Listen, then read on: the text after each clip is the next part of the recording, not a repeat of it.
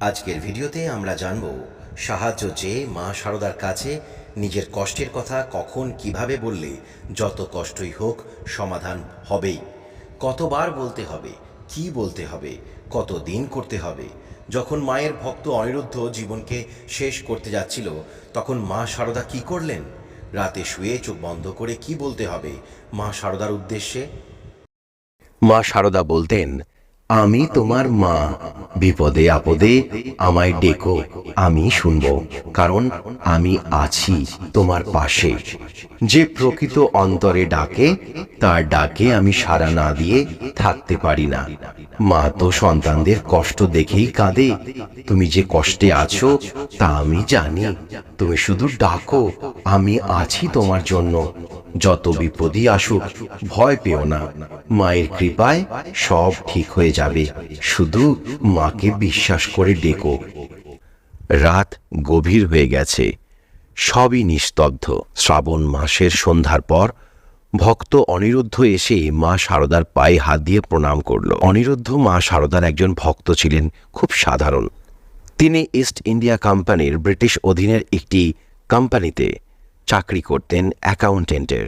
সেখানে তাকে হিসেবের গরমিলের নাম করে চোর অপবাদ দিয়ে তাকে অপমান করে বের করে দেয়। কারণ ছিল তিনি দেশের হয়ে কাজ করছিলেন। চারিদিক গা ছমছম করা নিস্তব্ধতা, পিছনে গঙ্গার নীরব স্রোত, আর মাঝে মাঝে কেবল শোনা যাচ্ছে পূর্ণ চাঁদের আলোয় কিছু পাখির ডাক। তিনি মাকে কাঁপা কণ্ঠে বললেন, মা, এই অপমান যেন আর সহ্য হচ্ছে না।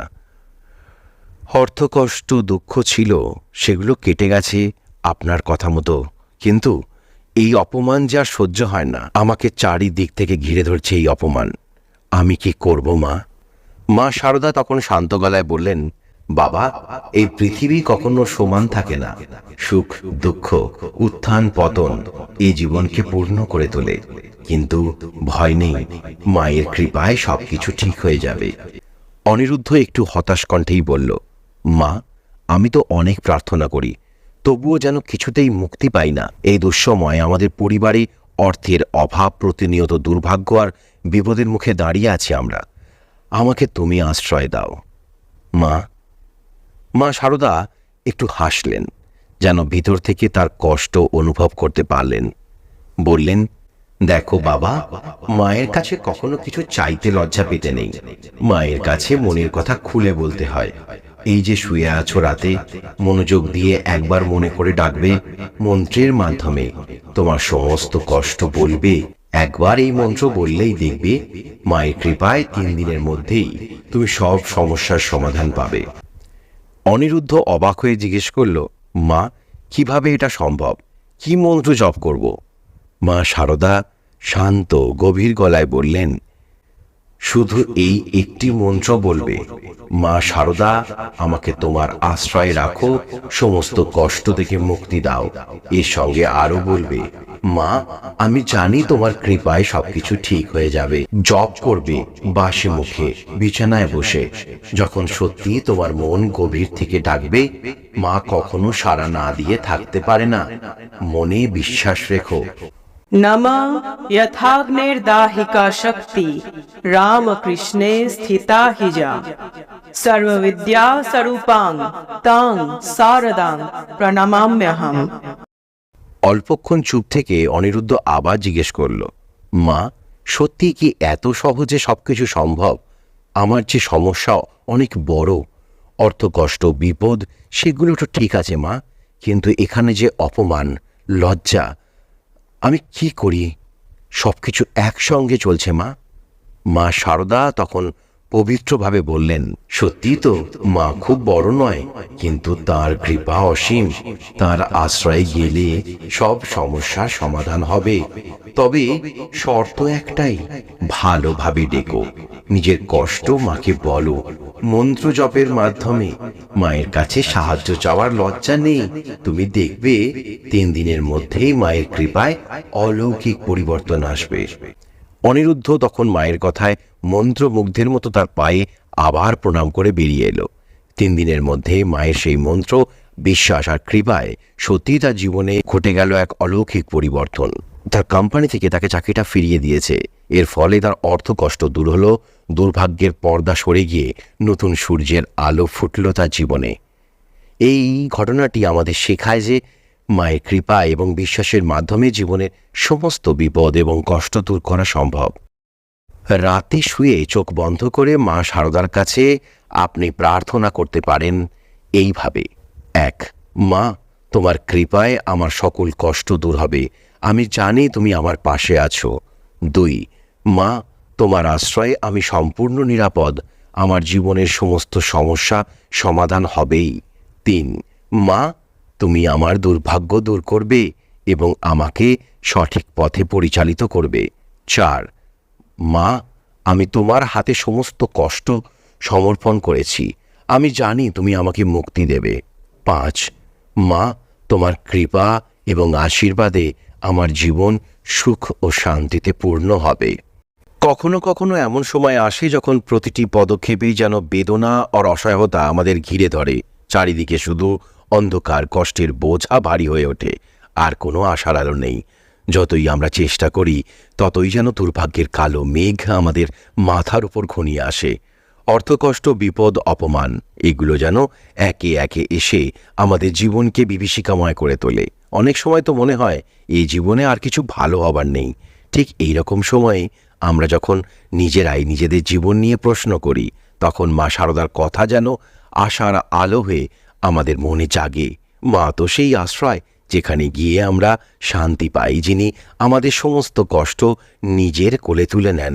মা শারদা বলতেন, মাকে যখন ডেকো নিজের সমস্ত কষ্টের কথা বলো, 3 দিনের মধ্যে দেখবে সকল বিপদ কেটে যাবে। ভাবুন তো, যদি আপনার কষ্টের কথা মায়ের কাছে একবার বলতেই 3 দিনের মধ্যে সমস্ত দুঃখ, কষ্ট আর বিপদ চলে যায়। মায়ের সেই কথার প্রতি বিশ্বাস রেখে প্রতিদিন সকালে যখন চোখ খোলেন, যদি মায়ের কাছে এই মন্ত্রটি বলেন, কি হতে পারে? মা শারদা শুধু বলেছিলেন একটি কথা: ভালো করে ডেকো, আমি সব কষ্ট নিয়ে নেব। এই বিশ্বাস, এই ভরসা দিয়েই অনেকেই তাদের জীবনের সমস্ত সমস্যার সমাধান পেয়েছেন। মা শারদার সেই আশ্রয় আমাদের জীবনে নিয়ে আসতে পারে সেই আশীর্বাদের বন্যা, যা সমস্ত দুর্ভাগ্য, অর্থকষ্ট, আসন্ন বিপদ থেকে মুক্তি দেয়। আপনিও সেই আশ্রয়ে যান, মায়ের কোলে মাথা রেখে দেখুন, আপনার সব কিছু ঠিক হয়ে যাবে। এটাই তো মায়ের করুণা।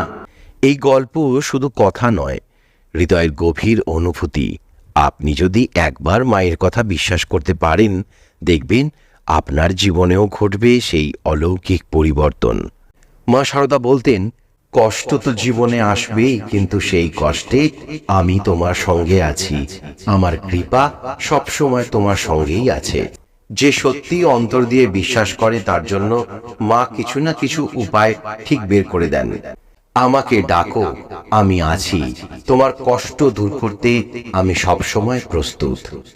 মা শারদার কাছে সাহায্য চেয়ে প্রার্থনা করার সময় কিছু বিশেষ কথা আপনারা ব্যবহার করতে পারেন, যা আপনার বিশ্বাস ও মনোবলকে আরও দৃঢ় করবে।